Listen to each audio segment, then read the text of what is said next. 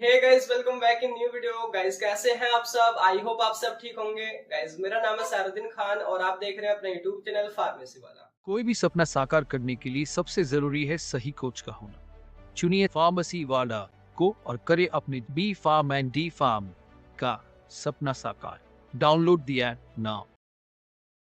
तो आज की जो वीडियो है, इस वीडियो में हम देखने वाले हैं जो फार्माकोलॉजी थर्ड है बीफार्म 6 सेमेस्टर में। तो यहाँ पे इसके हम यूनिट फर्स्ट को देख रहे हैं, जैसे कि आपको सिलेबस यहाँ पे नजर आ रहा है। तो यूनिट फर्स्ट में यहाँ पे 2 चैप्टर होने वाले हैं। एक है देखो pharmacology of drug acting on respiratory system, जो पूरा रेस्पिरेटरी सिस्टम है उसमें मेडिसिन कहाँ कहाँ कौन कौन सी यूज़ की जाती है, सबकी फार्माकोलॉजी यहाँ पे आपने बतानी है। सेकंड जो आपका चैप्टर होगा वो है pharmacology of drug acting on gastro intestinal tract, जिसको हम जीआईटी बोलते हैं। तो जीआईटी पे कौन कौन सी मेडिसिन काम करती हैं सभी की यहाँ पे हम फार्माकोलॉजी देखेंगे। तो पहला जो हमारा टॉपिक यहाँ पे होने वाला है वो है एंटी अस्थमेटिक ड्रग, ऐसे ड्रग जो अस्थमा को ठीक करेंगी। तो हम यहाँ पे समझेंगे कि अस्थमा क्या है, उसके कॉजेज क्या है, उसके सिम्टम क्या है, वो कितने टाइप का होता है और अस्थमा होता कैसे है। तो पहले इतना हम कवर करेंगे, फिर देखेंगे classification of anti asthmatic drug and then उनकी पूरी फार्माकोलॉजी। ठीक है, ये क्वेश्चन बहुत ही इंपॉर्टेंट है। मैं आपको प्रीवियस सिलेबस में या क्वेश्चन पेपर में यहाँ पे दिखा देता हूँ। जैसे कि लास्ट ईयर यानी कि 2022-23 में यहाँ पे पूछा गया था कि classify anti asthmatic drug, right mode of action, adverse drug reaction and uses of sympathomimetics. यहाँ पे एंटी अस्थमेटिक ड्रग का क्लासिफिकेशन पूछा है और उनका जो है ना किसी एक ड्रग का यानी कि उनकी पूरी जो क्लास है ना, कई सारी क्लास में से किसी एक क्लास की पूरी फार्माकोलॉजी यहाँ पे पूछी गई है। ऐसे ही क्वेश्चन एक बार यहाँ पे देखो 2022-23 यानी कि बैक वाले में पूछा गया था कि classify anti asthmatic drug, right the mode of action and uses of salbutamol. यहाँ पे फर्दर वही क्लासिफिकेशन पूछा है और किसी एक ड्रग के बारे में डिटेल में पूछा है। एंड नेक्स्ट में देखो एक क्वेश्चन है कि व्हाट इज ब्रोंकियल अस्थमा, उसको हम ब्रोंकियल अस्थमा भी कहते हैं। Classify the drug used for its treatment and suggesting there mechanism of action. पूरा क्लासिफिकेशन देना है उनकी, ब्रीफ में सारी क्लासेस के बारे में उनका मोड ऑफ एक्शन आपने बताना है, जो कि 21-22 में पूछा गया था। तो इसको हम यहाँ पे देख रहे हैं। बाकी यहाँ पे जो नोट्स लिखे हुए हैं इनको आप फार्मेसी वाला ऐप से डाउनलोड कर सकते हैं। आप सिंपली प्ले स्टोर पे सर्च कर लेना फार्मेसी वाला, या फिर लिंक आपको डिस्क्रिप्शन में मिल जाएगा। तो देखो सबसे पहले हेडिंग यहाँ पे है बहुत सिंपल कि pharmacology of drug acting on respiratory system. जो आपका श्वसन तंत्र होता है, रेस्पिरेटरी सिस्टम, जिसकी मदद से हम सांस ले पाते हैं, ऑक्सीजन को अंदर ले जा पाते हैं और CO2 को बाहर निकाल पाते हैं, यानी कि पूरा लंग्स, पूरा आपका ट्रैकिया, पूरी आपकी नोज़ वगैरह। तो वहाँ पे कौन कौन सी मेडिसिन यूज़ की जा सकती है, सबकी फार्माकोलॉजी आपने पढ़नी है। ठीक है, तो पहले हम सिंपल समझ लेते हैं कि रेस्पिरेटरी सिस्टम क्या है, आपने पढ़ा ही होगा। एक ऐसा हमारी बॉडी का सिस्टम जो कि रेस्पिरेशन में इन्वॉल्व होता है या जिसकी मदद से हम सांस ले पाते हैं, वही आपका रेस्पिरेटरी सिस्टम है। तो respiratory system is a system of organs which responsible for inhaling oxygen and exhaling CO2, है ना सिंपल। अब देखो यहाँ पे थोड़ा सा ना आपने जो पुरानी चीज़ें पढ़ी हैं ना उनको रिकॉल यहाँ पे कर लेना है कि आखिर ये रेस्पिरेटरी सिस्टम में क्या क्या चीज़ें इन्वॉल्व होती हैं, कौन कौन से पार्ट हैं। तो देखो यहाँ पे स्टार्टिंग होती है नेजल कैविटी से, यानी कि आप जो सांस लेना स्टार्ट करते हैं, नाक से ऑक्सीजन एंटर करती है या मुंह से भी कई बार एंटर करती है। तो ये पूरा यहाँ पे involve nasal cavity and mouth वगैरह। देन ये पहुँचती है फेरिंग्स के पास, जिसको हम यहाँ पे थ्रोट यानी कि गला भी कहते हैं। देन उसके बाद आता है लैरिंग्स यानी कि वॉइस बॉक्स, जहाँ से आवाज़ हमारी निकलती है। देन ये ना आपको एक पाइप सा नज़र आ रहा है जिससे हवा नीचे लंग्स तक पहुँच रही है, और इसको हम ना विंड पाइप बोलते हैं, जिसको अदर नेम से ट्रैकिया के नेम से जाना जाता है, विंड पाइप या फिर ट्रैकिया। अभी जो ट्रैकिया है यहाँ पे 2 अलग अलग ब्रांच में टूट गया है, एक इस लंग्स में एक दूसरे लंग में। तो इन 2 ब्रांचों को यहाँ पे ना ब्रोंकाई कहते हैं। ठीक है, जो मेन 2 ब्रांचेज हैं उनको हम ब्रोंकाई कहते हैं, और यही 2 मेन ब्रांचेज हैं। फर्दर ये छोटी छोटी ब्रांच में यहाँ पे डिवाइड हो गई हैं। अब इनको हम बोलते हैं ब्रोंक्यूल्स। ठीक है, ब्रोंकाई के जो पार्ट हैं उनको हम ब्रोंक्यूल्स बोलते हैं। और ब्रोंक्यूल्स के लास्ट में यहाँ पे कुछ गुच्छे गुच्छे से इस तरीके से यहाँ पे जोड़े पड़े हैं, जिनको हम ना एल्वियोलाई बोलते हैं। एल्वियोलाई यानी कि एक ऐसा पार्ट हमारे ऑर्गन का, सॉरी लंग्स का, जहाँ पे एक्चुअली में ऑक्सीजन और CO2 के बीच में एक्सचेंजिंग होती है। मतलब इससे हमारी ना जो ब्लड वेसल्स हैं वो कनेक्टेड रहती हैं एल्वियोलाई से, और यहीं पे जो है ना हमारी ऑक्सीजन ब्लड में जाती है और CO2 ब्लड से बाहर निकल करके इसी रास्ते से यहाँ पे हमारे नाक के थ्रू ही बाहर निकल जाती है। तो यह है सिंपल रेस्पिरेटरी सिस्टम। तो कौन कौन से पार्ट इन्वॉल्व्ड है, यहाँ पे सभी के नेम यहाँ पे लिखे हुए हैं। जैसे कि यहाँ पे नोज इन्वॉल्व्ड है, यहाँ पे mouth, pharynx, लैरिंग्स, trachea, bronchi and bronchioles, lungs, alveoli and diaphragm यहाँ पे इन्वॉल्व है। ठीक है। जस्ट आपने समझा कि रेस्पिरेटरी सिस्टम क्या होता है, कैसे ये सारा काम करता है। अब देखो हमारा जो क्वेश्चन है ना मेन वो यहाँ से स्टार्ट होता है, जो कि हमारा anti asthmatic drug. Simple word को आपने ब्रेक करना है, एंटी यानी कि अगेंस्ट, एंड अस्थमेटिक बोले तो अस्थमा, यानी कि ऐसी मेडिसिन जो कि अस्थमा के अगेंस्ट या अस्थमा को ट्रीट करने के लिए दी जाती हैं, वो हमारी एंटी अस्थमेटिक ड्रग कही जाती हैं। अब यहाँ पे देखिए हम बात करते हैं कि आखिर ये अस्थमा क्या होता है, जिसको हमने हिंदी में दमा भी कहते हैं। अब देखो नॉर्मल, जैसे कि अभी आपने समझा कि हम जो है जब सांस लेते हैं तो नेजल कैविटी से हम ऑक्सीजन लेते हैं और ये लैरिंग्स फारिंग्स के रास्ते से ट्रैकिया तक पहुंचती है। ट्रैकिया से ये हमारा ब्रोंकाई और ब्रोंकोल्स तक पहुंच के एल्वियोलाई में यहाँ पे हमारी एक्सचेंजिंग होती है। अब क्या हो कि ये जो हमारा रास्ता है जिससे हमारी सांस या तो हमारी ऑक्सीजन आ रही है उसमें रुकावट हो जाए या वो बिल्कुल वहाँ पे नैरो हो जाए, सिकुड़ जाए पूरा रास्ता, तो हमारी ना सांस लेने में दिक्कत होने लग जाएगी। सांस लेने में दिक्कत होगी, हमारा जो चेस्ट वगैरह है वो टाइट हो जाएगा, या बोले तो हमें खांसी वगैरह होगी और हमारी एक व्हीजिंग जैसी आवाज़ आएगी जिसको हम बोलते हैं साउंड, जैसे कि सांस लेने के दौरान निकलता है। तो उस कंडीशन को हमने अस्थमा कहते हैं। अस्थमा के अगर आपने पेशेंट देखे हो ना तो उनको ना सांस लेने में या उनका दम सा घुटने लग जाता है, थोड़ी भी गर्मी होती है, थोड़ी भी अगर हवा वगैरह नहीं आ रही होती है। तो जस्ट अगर हम यहाँ पे आपको डिफाइन करके बताएं तो यहाँ पे लिखा है कि asthma is a chronic lung condition. Chronic कहने का मतलब है कि लंबे समय से रहने वाली बीमारी है। That cause difficulty in breathing, coughing, wheezing and chest tightness due to inflammation and narrowing of the airways. कि आपकी जो अस्थमा ना यानी कि दमा एक ऐसी बीमारी होती है जिसमें ना आपको सांस लेने में दिक्कत होती है, आपको खांसी होती है, आपको व्हीजिंग यानी कि साउंड जैसी आवाज़ आती है सांस लेने के दौरान, और चेस्ट भी आपका टाइट हो जाती है या बोलते तो उसमें दर्द यहाँ पे होने लग जाता है, पेन होने लग जाता है। और ये क्यों होता है? इन्फ्लामेशन की वजह से, इन्फ्लामेशन या एयरवेज का नैरो हो जाए। अगर मैं आपको यहाँ पे डायग्राम में दिखाऊं तो देखो यहाँ पे मैंने दिखा रखा है इस वाले डायग्राम में, देखो कि एक तरफ ना हम नॉर्मल लंग की बात कर रहे हैं, एक तरफ हमारा अस्थमेटिक लंग है जब आपको अस्थमा हो जाता है। जब नॉर्मल लंग होता है, जब कोई भी दिक्कत नहीं होती है, तो उसकी जो ब्रोंकाई जो होती है ना, ब्रोंकाई मैंने अभी आपको बताया था कि ये जो ट्रैकिया के दो पार्ट हैं इनको हम ब्रोंकाई कहते हैं, और ब्रोंकाई से भी हमारी ब्रोंक्यूल छोटी छोटी यहाँ पे डिवीजन हो रखी है। तो जब उनको हम जूम आउट करके देखते हैं तो वो अच्छे से इस तरीके से दिखती हैं, उनके अंदर में काफ़ी ज़्यादा ये स्पेस है, ईजिली ऑक्सीजन और कार्बन डाइऑक्साइड वगैरह यहाँ से आ जा सकती है। लेकिन दूसरी तरफ जब यहाँ पे अस्थमा हो जाता है तो उस कंडीशन में जो आपके ब्रोंकाई या ब्रोंक्यूल्स वगैरह जो हैं उनके अंदर आप देखोगे ये जो है बहुत ज़्यादा नैरोइंग यहाँ पे हो चुके हैं, और यहाँ पे ऑक्सीजन आने में या CO2 बाहर जाने में ना बहुत दिक्कत होती है।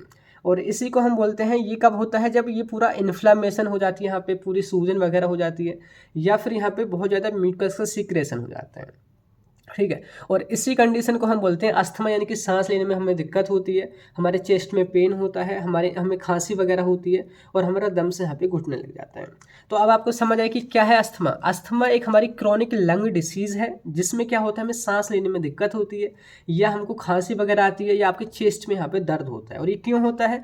क्योंकि हमारा जो एयरवे है, यानी कि एक ऐसा रास्ता जिससे हमारी हवा जा रही है, एयरवे, वो वहाँ पे ना इन्फ्लामेशन हो गई है, या फिर वो सिकुड़ गया है, नैरो हो गया है। क्लियर हो गया? और वहीं पे अगर आप कोई एंटी अस्थमेटिक ड्रग ले लेते हैं, यानी कि यहाँ पे आप इनहेलर की मदद से, ये आपको इनहेलर नज़र आ रहा है, जब आप इनहेलर की मदद से कोई मेडिसिन यहाँ पे इनहेल करते हैं जो कि एंटी अस्थमेटिक ड्रग है, तो यहाँ पे जो आपके ब्रोंक्यूल्स वगैरह है तो उनके अंदर की जो जगह है वो एकदम यहाँ पे क्लियर हो जाती है, या कह सकते हैं वहाँ पे डायलेशन हो जाता है। डायलेशन होने की मदद से क्या होगा कि जो CO2 बाहर जा रही थी वो इजिली जा पाएगी और ऑक्सीजन भी अंदर आ पाएगी। तो ये थोड़ा सा यहाँ पे आपको मैकेनिज्म यहाँ पे नज़र आ रहा है। क्लियर हुआ कि क्या है अस्थमा या फिर दमा। अब देखो नेक्स्ट एक और पॉइंट यहाँ पे लिखा है कि asthmatic patient become hyper sensitive to some specific irritants, infections and dust particle. और जो अस्थमा के पेशेंट होते हैं ना, तो अगर वो उनको थोड़ी भी धूल वगैरह की चीज़ें या बोलते थोड़ा भी एयर पोल्यूशन वगैरह होना तो उनको बहुत ज़्यादा दिक्कत होती है, हाइपर सेंसिटिव हो जाते हैं। वही बात यहाँ पे लिखी हुई है। ठीक है, अब देखो यहाँ पे हम बात करते हैं कि सिम्टम कौन कौन से नज़र आते हैं अगर किसी को यहाँ पे अस्थमा हो जाता है। पहला है व्हीजिंग, यानी कि जब आप सांस वगैरह लेते हैं ना तो एक साउंड सा नज़र आता है, साउंड सुनाई देता है, उसको हम बोलते हैं व्हीजिंग। तो ये इसका सिम्टम है। दूसरा है कि शॉर्टनेस ऑफ ब्रीथ, सांस लेने में अगर आपको दिक्कत हो रही है मतलब कि आपको अस्थमा है। कफिंग, आपको खांसी वगैरह हो रही है तब भी ये देखा जाता है। चेस्ट टाइटनेस, ये आपको नज़र आ सकता है। एंड लास्ट में है मेन जो है इंक्रीज्ड म्यूकस प्रोडक्शन, यहाँ पे म्यूकस का प्रोडक्शन बहुत ज़्यादा होने लग जाता है। कहाँ पे? इन ब्रोंकियल की मसल्स में। अब ये म्यूकस क्या होता है? देखो म्यूकस एक चिपचिपा सा पदार्थ होता है जो कि हमारे ऑर्गन्स या बोलते म्यूकस मेम्ब्रेन के द्वारा रिलीज किया जाता है, ताकि कोई भी बाहर से फॉरेन मटेरियल या फॉरेन सब्सटेंस अंदर जा रहा है तो वो उसमें ट्रैप हो जाए और हमारे लंग वगैरह को या हमारे कोई भी ऑर्गन वगैरह को वहाँ पे इन्फेक्ट नहीं कर पाएंगे। क्लियर हो गया? तो वहाँ पे ना म्यूकस बहुत ज़्यादा प्रोड्यूस होने लग जाता है। क्यों? क्योंकि यहाँ पे ना हमारा जो पेशेंट है या उसका जो लंग है या उसके जो ब्रोंकाई वो बहुत ज़्यादा हाइपर सेंसिटिव हो चुके हैं अस्थमा की वजह से। क्लियर हो गया?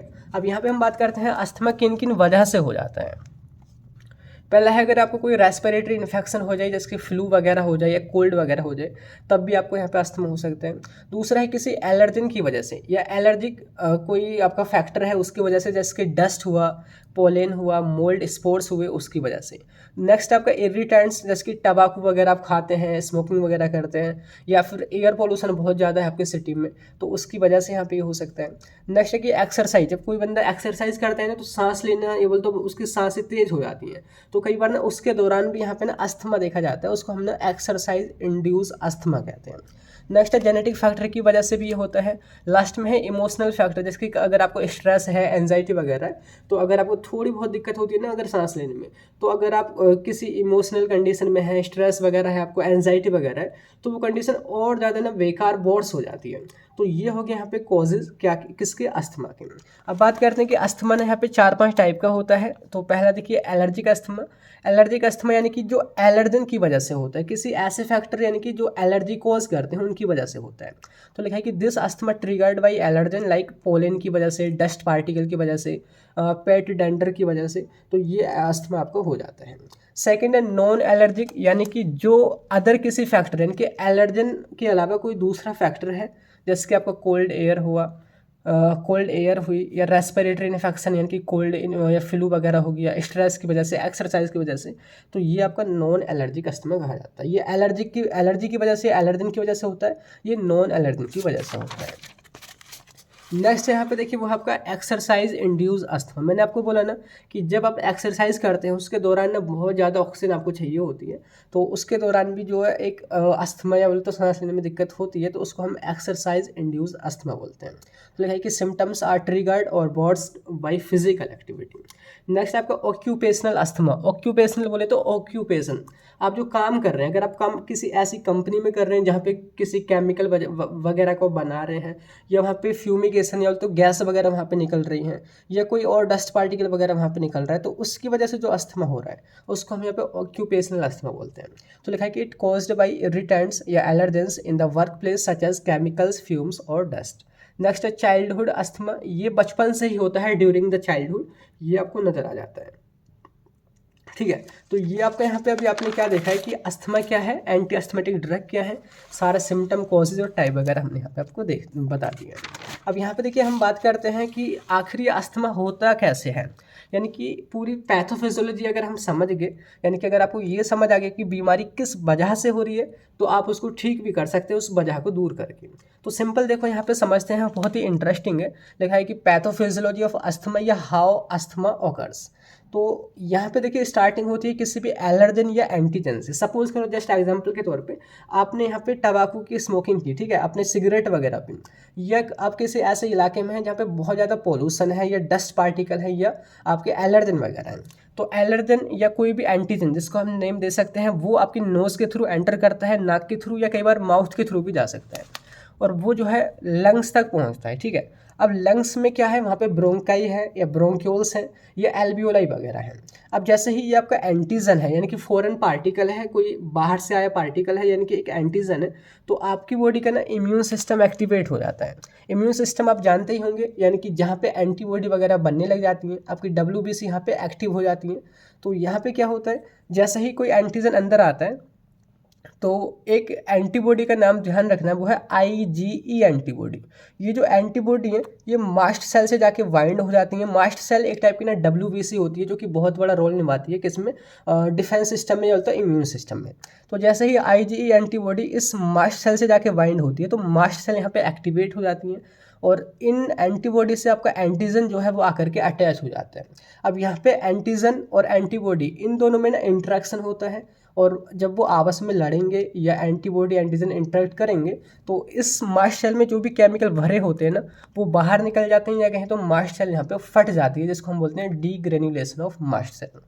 तो जैसे ये सारी चीज़ें हो रही होती हैं, यानी कि मास्ट सेल एक्टिवेट होने के बाद यहाँ पे इन दोनों में इंटरेक्शन हो रहा होता है, तो मास्ट सेल का यहाँ पे डीग्रेन्युलेशन हो जाता है, और उसके अंदर जो भी हमारे इन्फ्लामेटरी मीडिएटर यानी कि जो केमिकल भरे होते हैं, जैसे कि कौन कौन से केमिकल होते हैं, लाइक जैसे कि हिस्टामिन है, साइटोकाइंस है, ल्यूकोट्रेन्स है, इंटरल्यूकिन्स है, प्रोस्टाग्लैंडिन है, TNF अल्फा है। तो ये जो सारे केमिकल हैं यहाँ से रिलीज होने लग जाते हैं।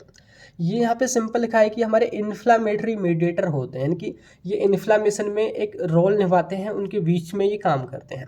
तो जैसे ही ये सारी चीज़ें रिलीज़ होती हैं ना, तो आपकी जो एयरवेज हैं, एयरवेज यानी कि हम कहाँ की बात कर रहे हैं, हमारी जो सारी कंडीशन है, सारी चीज़ें ना ये हमारे लंग्स में हो रही हैं। तो आपकी जो एयरवेज जो है ना, जो नॉर्मल थे पहले, वो इस तरीके से ना इन्फ्लामेशन की वजह से ना सिकुड़ जाते हैं, या वहाँ पे वो है म्यूकस ज़्यादा प्रोडक्शन होने लग जाता है, या वो कंस्ट्रिक्ट हो जाते हैं। तो उसी को हम बोलते हैं यहाँ पे इन्फ्लामेशन हो जाती है आपके एयरवे में, और इसकी वजह से क्या होता है कि हाई जो है आपका म्यूकस सिक्रेशन होने लग जाएगा, और एयर पे की जो मसल है वो यहाँ पे कॉन्ट्रैक्ट हो जाएगी, बहुत ज़्यादा स्वेलिंग वहाँ पे हो जाएगी, और वो नैरो हो जाएंगे। जैसे ही वो नैरो वगैरह होंगे तो सारे जो आपके सिम्टम है वो नज़र आने लगेंगे, लाइक जैसे कि आपको ना यहाँ पे कफिंग यानी कि खांसी वगैरह होगी, वीजिंग यानी कि साउंड सुनाई देगा सांस लेने के दौरान, चेस्ट आपका टाइट हो जाएगा, ये टाइटनेस आप फील करोगे, पेन होगा आपके चेस्ट में, या फिर आपको सांस लेने में दिक्कत होगी। यही सारे सिम्टम जब आपको नजर आते हैं, आप डॉक्टर के पास जाते हैं, डॉक्टर चेक वगैरह करते हैं और बोलता है कि भाई आपको अस्थमा हो गया है। तो ये अभी आपने देखा कि आखिर कैसे यहाँ पे पूरी पैथोफिजियोलॉजी है, कैसे अस्थमा आपका हो रहा है। तो इसी के दौरान कई सारी चीज़ें ऐसी हैं जिनको आप रोक करके अस्थमा को भी रोक सकते हैं। जैसे कि सबसे पहले कि आप देखोगे यहाँ पे आपकी मास्ट सेल वगैरह है, मास्ट सेल यहाँ पे फट रही है, क्या हो कि हम मास्ट सेल को ही नहीं फटने दें, तो ऐसी भी मेडिसिन है जो मास्ट सेल को स्टेबलाइज करती हैं। एक हमारी ऐसी भी मेडिसिन है जो कि इस IgE एंटीबॉडी को इस मास्ट सेल से ही नहीं बाइंड होने देती, यानी कि उसको एक्टिवेट ही नहीं होने देती, तो उसका एक अलग क्लासिफिकेशन है, अलग क्लास होगी। एक हमारी ऐसी भी मेडिसिन है जब हमारे ब्रोंक्यूल्स या ब्रोंकाई जो है कंस्ट्रिक्ट हो जाते हैं या बहुत ज़्यादा वो नैरो हो जाते हैं, तो उनको वो जो है डायलेट भी करती हैं, ऐसी भी मेडिसिन है। तो वही जो है ना सारे तरीके इसका ना ट्रीटमेंट कहे जाएंगे, ठीक है। अब यहाँ पे हम वही देख लेते हैं classification of anti asthmatic drug, यानी कि वो ड्रग जो कि अस्थमा को ठीक करने में यूज़ की जाती है, उनका पूरा क्लासिफिकेशन। तो यहाँ पे ना वो 5 अलग अलग क्लासेस में डिवाइड की गई हैं। तो यहाँ पे देखो पहली जो क्लास है वो है ब्रोंको डायलेटर, यानी कि जो ब्रोंको डायलेशन करते हैं, जो आपके ब्रोंकाई पहले सिकुड़ गए थे, नैरो हो गए थे ना, ये उनको बस चौड़ा करने का काम करते हैं। इसमें 3 क्लासेस हैं, बीटा 2 एगोनिस्ट, या इसको हम बीटा 2 सिम्पैथोमिमेटिक्स भी बोलते हैं, एक है एंटीकोलिनर्जिक, एंड लास्ट में है मिथाइलजेंथीन, ठीक है। सेकंड यहाँ पे क्लास है देखो वो है ल्यूकोट्रीन एंटागोनिस्ट, या ल्यूकोट्रीन के जो रिसेप्टर हैं उनको ब्लॉक करेंगे। एक हमारी मास्ट सेल स्टेबलाइजर, मैंने बोला था ना मास्ट सेल फट जाती है, तो ये उनको ना स्टेबलाइज करते हैं ताकि वो मास्ट सेल फटे ही ना। नेक्स्ट आपका है वो है एंटी IgE एंटीबॉडी, मैंने बोला था कि IgE एंटीबॉडी यहाँ पे इन्वॉल्व्ड है, तो ये IgE एंटीबॉडी को मास्ट सेल से ही नहीं बाइंड होने देती। लास्ट में आपके कोर्टिकोस्टेरॉइड जो कि हमारे एंटी इन्फ्लामेटरी होते हैं, इन्फ्लामेशन को यहाँ पे रोकते हैं, जो कि 2 टाइप के होते हैं, सिस्टेमिक एंड इनहेलेशनल। तो यहाँ पे ना हम बारी बारी से बात करते हैं। इसमें सबसे इंपॉर्टेंट जो क्लास हो जाती है वो आपका ब्रोंको डायलेटर, क्योंकि क्वेश्चन पेपर में आपको दिखाऊं 2 बार यहाँ पे यही पूछा गया है। एक आप देखोगे यहाँ पे पूछा था classify anti asthmatic drug, right mode of action, ADR and uses of sympathomimetic. तो सिम्पैथोमिमेटिक यानी कि ये बीटा 2 एगोनिस्ट यहाँ पे पूछे गए हैं। नेक्स्ट आप क्लास में देखोगे क्वेश्चन में जो है आपका classify anti asthmatic drug, right the mode of action, uses of salbutamol. तो साल्ब्यूटामॉल जो है ना वो हमारी बीटा 2 एगोनिस्ट ही होती है। तो यहाँ पे सिंपल ये इंपॉर्टेंट हो जाता है। अब यहाँ पे देखो पहली क्लास हम डिस्कस करते हैं वो है आपका ब्रोंको डायलेटर। सिंपल वर्ड को ब्रेक कर दो, ब्रोंको का मतलब यहाँ पे ब्रोंकाई। अब ब्रोंकाई क्या है मैं आपको एक बार दोबारा से दिखा देता हूँ ताकि फिर आपको कन्फ्यूजन ना हो।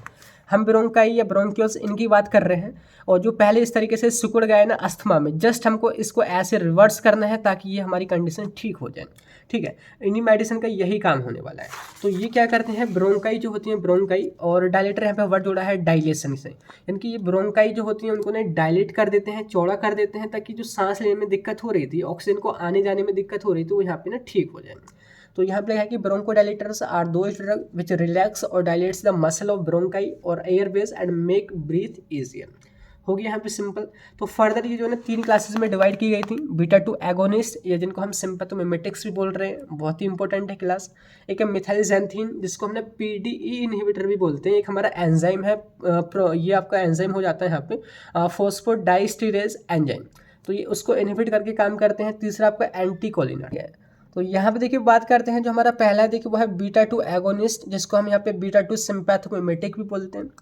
तो एगोनिस्ट यहाँ पे जोड़ा पड़ा है। एगोनिस्ट का मतलब होता है यानी कि ऐसी मेडिसिन जो कि इस रिसेप्टर से जाके बाइंड होंगी और इसके एक्शन जो भी ये काम करता है उसके एक्शन को और ज़्यादा बढ़ाएंगी। तो ये जो ना हमारा सिम्पैथोमिमेटिक है, यानी कि जो सिंपैथेटिक नर्वस सिस्टम का जो काम होता है, सिंपैथेटिक नर्वस सिस्टम जो कि फाइट एंड फ्लाइट वाला सिस्टम होता है ना। जब कोई कुत्ता पीछे पड़ जाता है, शेर पीछे पड़ जाता है, तो हमारी सांसें बहुत तेज़ तेज़ वहाँ पे चलने लग जाती हैं। जब सांसें तेज़ चलने लग जाती हैं मतलब कि ऑक्सीजन की सप्लाई बढ़ जाती है, और वही तो हमने करना है, ऑक्सीजन की सप्लाई हमारी बॉडी में बढ़ानी है जो कि कम हो रही है। अगर ऑक्सीजन कम जाएगा हमारी बॉडी में मतलब कि सेल जो जो सारा काम कर पाती है वो काम नहीं करेंगी और हमें थकान वगैरह महसूस होगी और हम कमज़ोर यहाँ पे होने लग जाएंगे। तो हमें वही कंडीशन डेवलप करनी है, फियर एंड आपका जो आप भागते हैं उसके दौरान जो आपकी कंडीशन डेवलप होती है। तो उसको करने के लिए हम बीटा 2 एगोनिस्ट मेडिसिन देंगे। तो लिखा है कि beta 2 agonist are those drug which bind to beta 2 receptor in lungs and stimulate them to lead bronchodilation. तो ये जो बीटा 2 रिसेप्टर जो होते हैं ना वो ब्रोंकाई में ही होते हैं, लंग्स के अंदर ही होते हैं, वहाँ मेडिसिन आपकी बाइंड होती है और ब्रोंकोडाइलेशन कर देती है। क्लियर हो गया। तो ये जो है 2 टाइप में होती हैं, 2 टाइप की होती हैं। एक शॉर्ट एक्टिंग जिनका जो एक्शन है वो फास्ट होगा, तेज़ होगा, लेकिन वो कुछ टाइम के लिए ही होगा। जैसे कि इनका असर जो है ना 3 से 6 घंटे के लिए होता है। एग्जाम्पल देखिए साल्ब्यूटामोल, अभी क्वेश्चन पेपर में यही पूछी गई थी साल्ब्यूटामोल। और इसमें एक और आता है टर्ब्यूटालाइन। ठीक है, आप अक्सर देखोगे ना जो अस्थमा के पेशेंट है वो इन्हीं को ले रहे होते हैं किसी इन्हेलर की मदद से या फिर और किसी इन्हेलेशन से। एंड सेकंड आपका यहाँ पे है लॉन्ग एक्टिंग, जो कि धीरे धीरे काम करती हैं पर इनका एक्शन लंबे टाइम तक रहता है, अप टू 12 आवर्स तक इनका एक्शन रहता है। एग्जाम्पल इसके साल्मेटेरॉल है, फॉर्मोटेरॉल है और बैम्ब्यूटेरॉल है और फेनोटेरॉल है। तो इनके ना हम मोड ऑफ एक्शन की बात करते हैं। इतना तो आपको बेसिक क्लियर हो गया होगा कि जो हमारे लंग्स हैं उनमें जो ब्रोंकाई या ब्रोंक्यूल्स वगैरह हैं वहाँ पे बीटा 2 रिसेप्टर होंगे, वहाँ पे हमारी मेडिसिन बाइंड होगी और उसके बाद ब्रोंकोडाइलेशन कर देगी। ठीक है, तो सिंपल पहली लाइन वही है कि the drug works bye binding with beta 2 receptor present on the surface of smooth muscle. Smooth muscle किसको हम बोल रहे हैं, ये ब्रोंकाई की स्मूथ मसल है या बोलते हो एयरवेज की स्मूथ मसल है, वहाँ पे बीटा 2 रिसेप्टर प्रेजेंट है, वहाँ पे हमारी मेडिसिन बाइंड होगी। एंड देखो मैं आपको यहाँ पे दिखा देता हूँ, ये इस तरीके से जो आपकी स्मूथ मसल सेल की जो है बाहर की जो लाइनिंग है या बोलते तो मेम्ब्रेन है, सेल मेम्ब्रेन, इस तरीके से नजर आएगी। यहाँ पे आपका एक रिसेप्टर है बीटा 2 रिसेप्टर। ये बीटा 2 जो रिसेप्टर जो होता है यहीं पे आपकी जो ड्रग है वो जाकर के बाइंड होगी। ठीक है, अभी जो बीटा 2 जो रिसेप्टर है ना वो जीपीसीआर जो आपने पढ़े होंगे, ये कई तरीके के हमारे रिसेप्टर होते हैं जीपीसीआर वाला, तो उसी से ये सारा कुछ काम करता है। तो ये काम कैसे करता है, जैसे ही आपकी मेडिसिन यहाँ पे बाइंड होगी बीटा 2 रिसेप्टर से, तो एक एंजाइम है एडेनिल साइक्लेज जिसको हम शॉर्ट में एसी बोलते हैं, वो एंजाइम हमारा एक्टिवेट हो जाता है। जस्ट ये इसका मोड ऑफ एक्शन आप समझ रहे हैं। जैसे ही मेडिसिन बाइंड हुई एसी यानी कि स्टार्ट होगी, जैसे कि एसी जो ठंडी ठंडी हवा आती है, जस्ट याद करो कि जैसे ही आपकी मेडिसिन यहाँ पे बाइंड होगी एसी स्टार्ट हो जाएगी। एसी जैसे ही स्टार्ट होगी यहाँ पे जो एटीपी है, जो आपकी एनर्जी है, वो एनर्जी कन्वर्ट होने लग जाएगी CAMP में, यानी कि ATP से CAMP बनने लग जाएगा। सी बोले तो साइक्लिक एडिनोसिन मोनोफॉस्फेट, ये आपका बनने लग जाएगा। अब जैसे ही ये बनने लग जाएगा इसका काम क्या होता है, एक एंजाइम को इनहिबिट करना। एंजाइम का नाम है MLCK, myosin light chain kinase enzyme.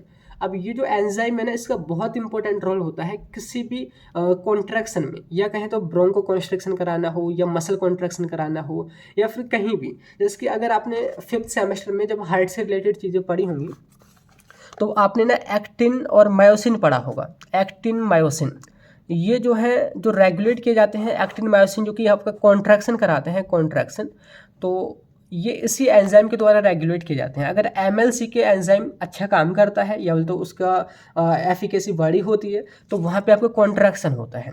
लेकिन ये जो हमारा CAMP है इसी MLCK को यहाँ पे कम कर रहा है या उसकी एक्टिविटी को इनहिबिट कर रहा है, मतलब कि जस्ट अपोजिट एक्शन होगा, यहाँ पे ब्रोंकोडाइलेशन हो जाएगा। क्लियर हो गया।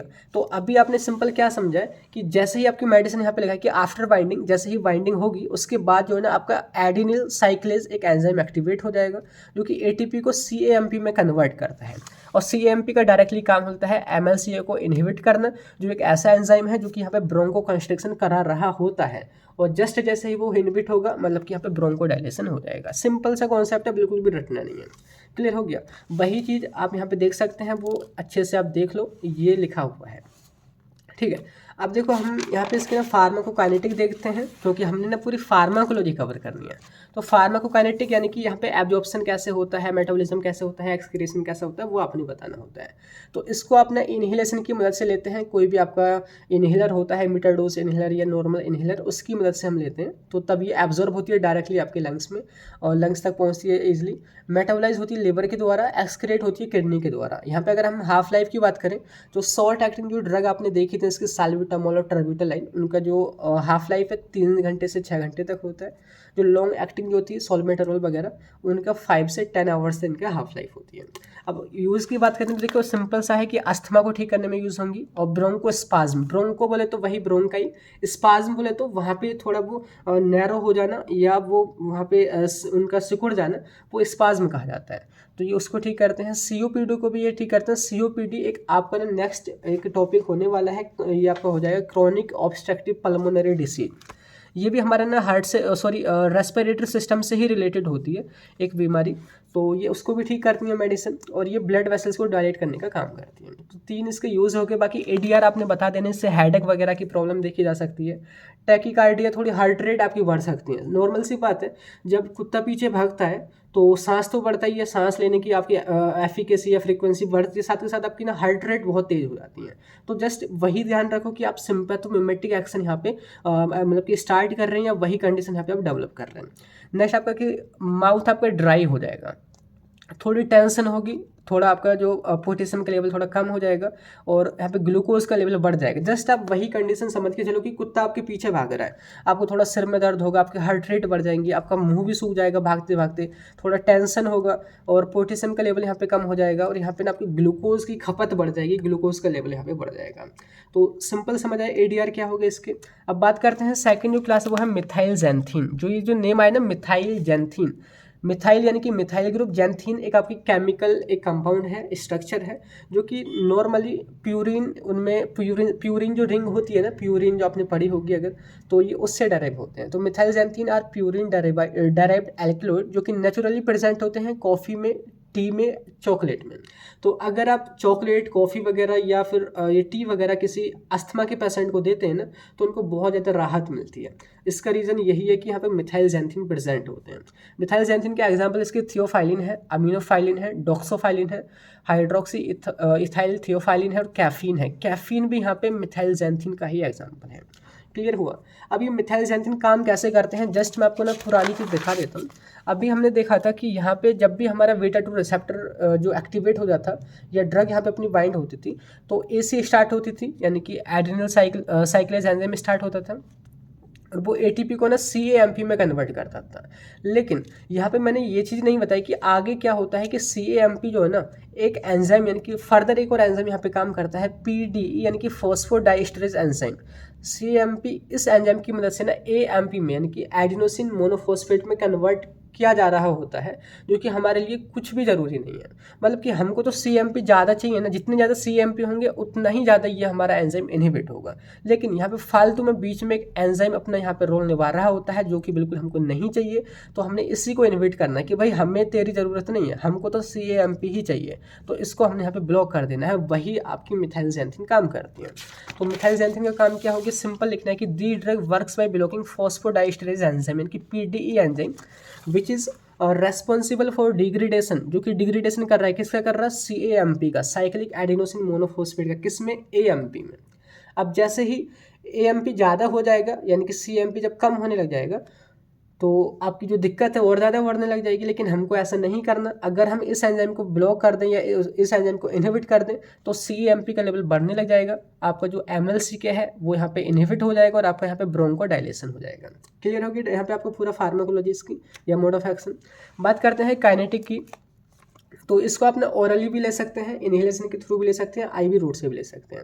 मेटाबोलाइज होता है लिवर के द्वारा, एक्सक्रेशन वही किडनी के द्वारा होता है। हाफ लाइफ की अगर हम बात करें, मोस्टली थियोफिलिन की यहाँ पे मैंने लिखी है, वो 7 से 12 घंटे इसकी हाफ लाइफ होती है।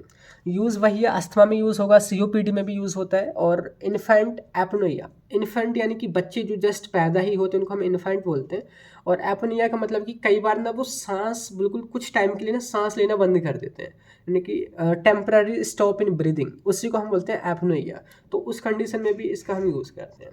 नेक्स्ट अगर बात करें इसके ADR, तो ADR कौन कौन से हैं, जिसके एब्डोमिनल क्रैम्प, पेट में थोड़ा दर्द वगैरह, नोज़े वॉमिटिंग देखी जा सकती है, हेडेक हो सकता है, डायरिया, इंसोम्निया, इंसोम्निया का मतलब होता है कि नींद नहीं आना, एंजाइटी देखी जा सकती है, टैकीकार्डिया वही हार्ट रेट बढ़ सकती है, डिजीनेस, चक्कर वगैरह आपको आ सकते हैं। तो इसके ADR हो गए। अब इसके बाद देखिए हम बात करते हैं थर्ड, इसी में जो क्लास आपकी वो है एंटीकोलिनर्जिक। बहुत ही सिंपल है, एंटी का मतलब होता है अपोज करना, कोलिनर्जिक बोले तो कोलिनर्जिक जो रिसेप्टर्स है ना, आपने पढ़े होंगे ना पैरासिम्पैथेटिक नर्वस सिस्टम में जो आपके मस्करेनिक रिसेप्टर होते थे M1 M2 M3, तो वही जो रिसेप्टर हैं ये उन रिसेप्टर को ना ब्लॉक करके काम करती हैं। ठीक है, अब थोड़ा हम ये समझ लेते हैं कि आखिरी रिसेप्टर ऐसा क्या काम कर रहा है कि जो हमें ब्लॉक करने की ज़रूरत पड़ेगी। तो नॉर्मल समझो कि ये आपकी ब्रोंकियल स्मूथ मसल है, वही ब्रोंकाई की मसल है, वहाँ पे ना जैसे बीटा 2 रिसेप्टर प्रेजेंट था ना, सेम ऐसे ही आपका एक मस्करेनिक या कोलिनर्जिक रिसेप्टर M3 यहाँ पे प्रेजेंट होता है। आपको याद हो, अगर 4th सेम में आपने पढ़ा हो, 5th सेम में पढ़ा हो कि मस्करेनिक रिसेप्टर से ना एसिटाइल कोलिन नाम का ना आपके ट्रांसमीटर यहाँ पे ना वाइंड होता है। जब जैसे ही देखो मैंने दिखा रखा है, जैसे ब्लैक वाला यहाँ पे वाइंड होगा तो वहाँ पे कंस्ट्रिक्शन होने लग जाता है, और कंस्ट्रिक्शन जब होगा मतलब कि वहाँ पे हमारी दिक्कत बढ़ने लग जाती है। अस्थमा में हमें कंस्ट्रिक्शन नहीं कराना है, हमको ब्रोंको डायलेशन या ब्रोंको मतलब कि उसको थोड़ा ना मतलब कि चौड़ा कर देना है, डायलेट कर देना है। अब इसको डायलेट करने के लिए सिंपल हम क्या करेंगे कि एसिटाइल कोलिन से पहले हम अपनी मेडिसिन, यहाँ पे ब्लॉकिंग एजेंट होगा, हमारी एक मेडिसिन होगी, उस रिसेप्टर को जाकर के ब्लॉक कर देगी। जैसे ही हमारा M3 रिसेप्टर यहाँ पे ब्लॉक होगा मतलब कि एसिटाइल कोलिन यहाँ पे बाइंड ही नहीं होगा, जब वो बाइंड नहीं होगा मतलब कि कॉन्स्ट्रिक्शन रुक जाएगा, ब्रोंकोडायलेशन हो जाएगा। क्लियर हुआ? तो यहाँ पे आप कैसे लिख सकते हैं कि एंटीकोलिनर्जिक क्या है यहाँ पे, these drug works by blocking cholinergic या मस्करेनिक 3 रिसेप्टर जो कि प्रेजेंट होता है smooth muscle of bronchi. Bronchi की स्मूथ मसल पर नहीं क्रोनिक रिसेप्टर प्रेजेंट होता है, उसी रिसेप्टर को ब्लॉक करके ये काम करती हैं। अगर हम नॉर्मली बात करें तो जो रिसेप्टर जिसको हम ब्लॉक करना चाह रहे हैं उससे ना हमारा एसिटाइल कोलिन नाम का ना ट्रांसमीटर जाके बाइंड होता है जो कि ब्रोंको कंस्ट्रिक्शन कराता है, जो कि हमने नहीं कराना है। तो इसके अगर एग्जाम्पल की बात करें, जिसकी इपोट्रोपियम ब्रोमाइड है जो कि शॉर्ट एक्टिंग होती है, इसका असर 4 से 6 घंटे तक होता है। एक आपका टियोट्रोपियम ब्रोमाइड जो कि लॉन्ग एक्टिंग यानी कि 24 घंटे तक इसका असर होता है। तो हमारी मेडिसिन काम कैसे करती है, जैसे कि आपकी ब्रोंकियल स्मूथ मसल है, तो यहाँ पे आपका M3 रिसेप्टर है, तो M3 रिसेप्टर को हमें जाके ना ब्लॉक करना है ताकि एसिटाइल कोलिन यहाँ पे जाकर के बाइंड ना हो। तो ये रेड में जो आपको नजर आ रहा है ना, ये हमारी ड्रग है जो कि इसको ब्लॉक कर रही है। जैसे ये ब्लॉक करेगी मतलब कि कॉन्स्ट्रिक्शन नहीं होगा, यानी कि ब्रोंकोडायलेशन यहाँ पे हो जाएगा, क्योंकि अस्थमा में वही हमने कराना था। ठीक है, फार्माकोकाइनेटिक की बात करें तो इसको हम इन्हेलेशन के थ्रू या ओरली या फिर IV रूट से भी ले सकते हैं। जो 2 मेडिसिन मैंने आपको बताई हैं ये दोनों मेटाबोलाइज होती हैं लिवर के द्वारा, एक्सक्रीट होती हैं किडनी के द्वारा, और इसमें जो हाफ लाइफ अगर हम इपोट्रिम ब्रोमाइड की बात करें तो 2 से 4 घंटे होती है क्योंकि वो शॉर्ट एक्टिंग है, और टियोट्रोपियम ब्रोमाइड उसकी 24 से 36 घंटे होती है क्योंकि वो लॉन्ग एक्टिंग है। तो इस तरीके से जो पहली क्लास है ना वो आपने यहाँ पे कवर करी, जो कि मोस्ट इंपॉर्टेंट यही है, तीनों आपने कवर कर दिए हैं ब्रोंकोडायलेटर में।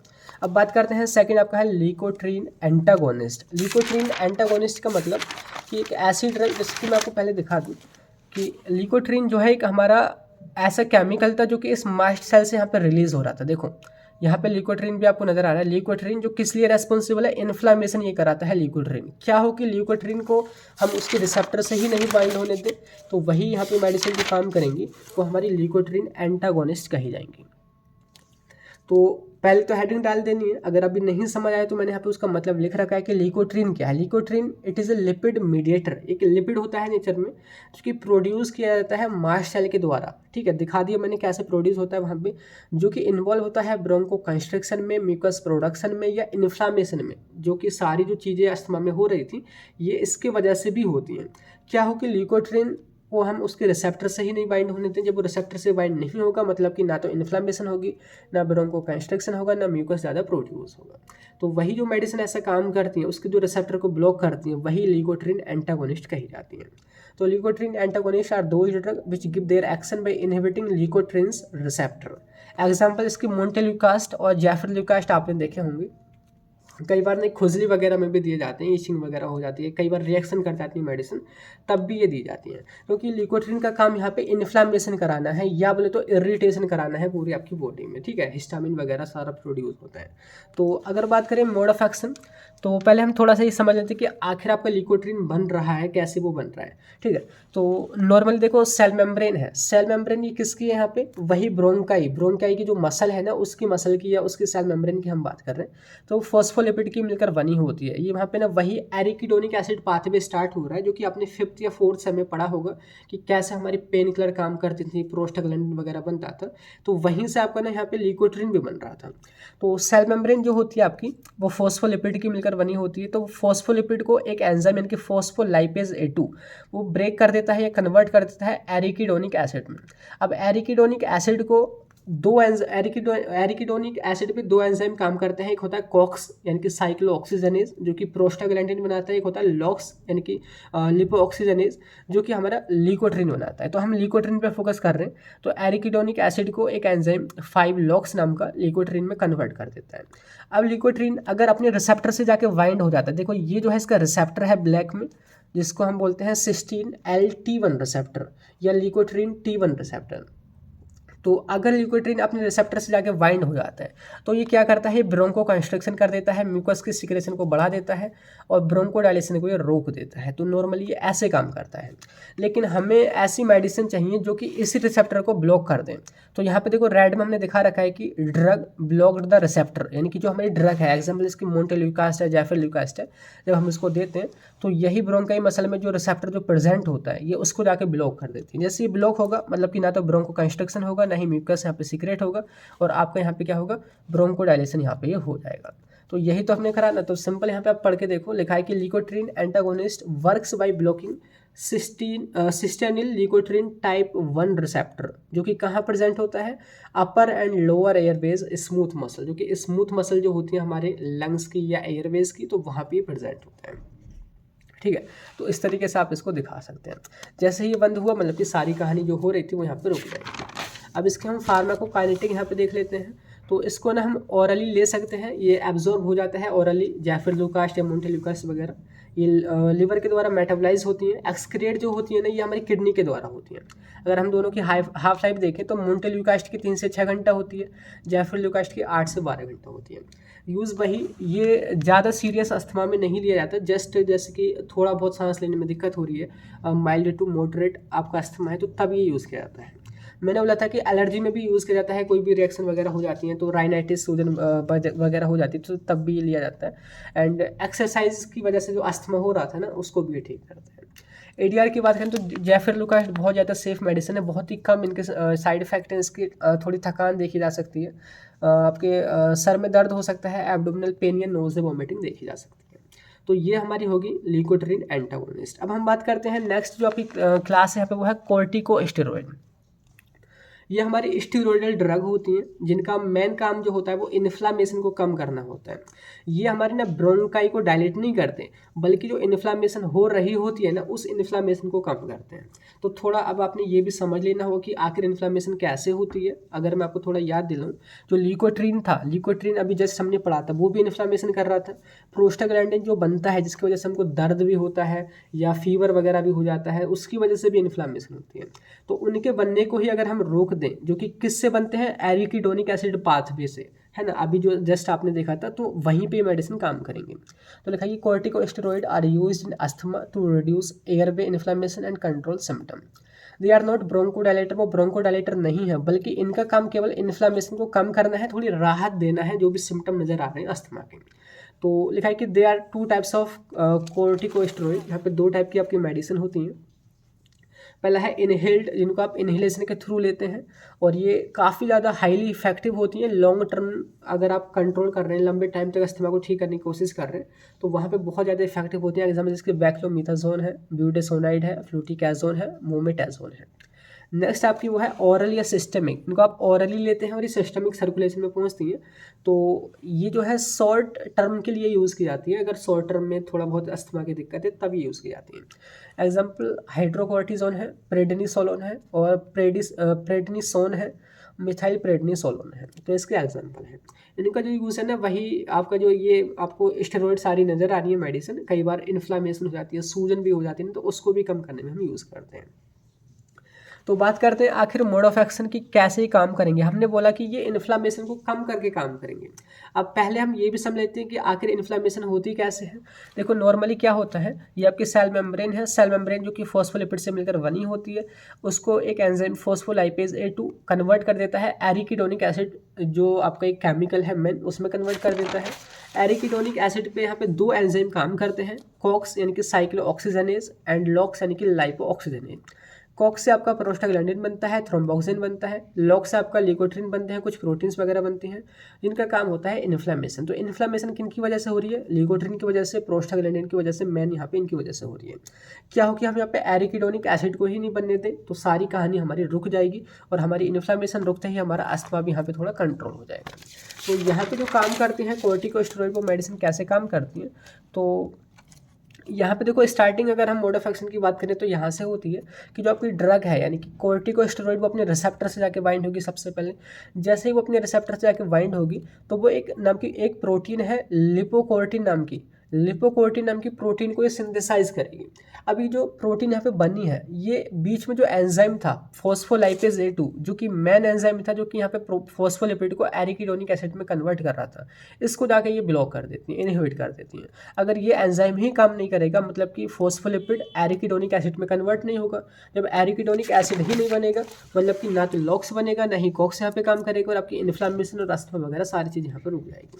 तो ये हो गया इसका मोड ऑफ एक्शन। तो सिंपल कैसे लिखा पड़ा है यहाँ पे कि corticosteroid works by binding with glucocorticoid receptor. पहले तो वो अपने रिसेप्टर से बाइंड होंगी जो कि प्रोड्यूस करते हैं, लिखा है कि विच प्रोड्यूस लिपोकोर्टिन प्रोटीन, जिसको हम एनेक्सिन A1 भी कहते हैं, जो कि फर्दर इनहिबिट करता है फॉस्फोलाइपेज A2 एंजाइम को, जो कि इन्वॉल्व होता है एरिकिडोनिक एसिड पाथवे में। है ना सिंपल, बिल्कुल भी आपने यहाँ पे रटना नहीं है। अब ये आपने पूरी मोड ऑफ एक्शन इसका समझ लिया। अब बात करते हैं फार्माकोकाइनेटिक। तो इसको आपने यहाँ पे ओरली या फिर इनहेलेशन रूट से ले सकते हैं। लिवर के द्वारा मेटाबोलाइज होती है, किडनी के द्वारा एक्सक्रीट होती है। हाफ लाइफ की अगर हम बात करें प्रेडनिसोलोन की 2 से 3 घंटा, हाइड्रोकोर्टिजोन की 1.2 से 2 आवर यानी कि 1.5-2 घंटा होती है, एंड फ्लूटिकाजोन थोड़ा ज़्यादा होता है, 5 से 7 घंटे तक इसका यहाँ पे हाफ लाइफ होता है। बात करते हैं यूज़, तो ये जो है वही अस्थमा को ठीक करने में और COPD को मैनेज करने में यूज़ की जाती है। एलर्जिक रिएक्शन मैंने बोला ना, एलर्जी हो जाए, इन्फ्लामेशन वगैरह हो जाए, उसको ठीक करती हैं।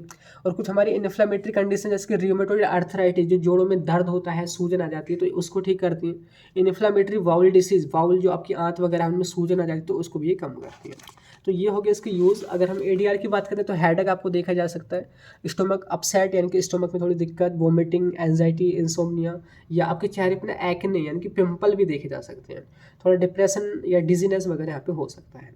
अब यहाँ पे देखिए नेक्स्ट हमारी क्लास वो है मास्ट सेल स्टेबलाइजर। अगर मैं आपको दोबारा से याद दिलाऊँ, मैंने बोला था कि अगर क्या हो कि जो हमारी मास्ट सेल जो यहाँ पे फट करके या डीग्रेन्युलेशन हो करके ये सारे केमिकल रिलीज कर रही थी, अगर यही नहीं फटे तो हमारी सारी जो कहानी आगे की इन्फ्लामेशन वाली हो रही थी ना, वो यहाँ पे कंट्रोल हो जाएगी।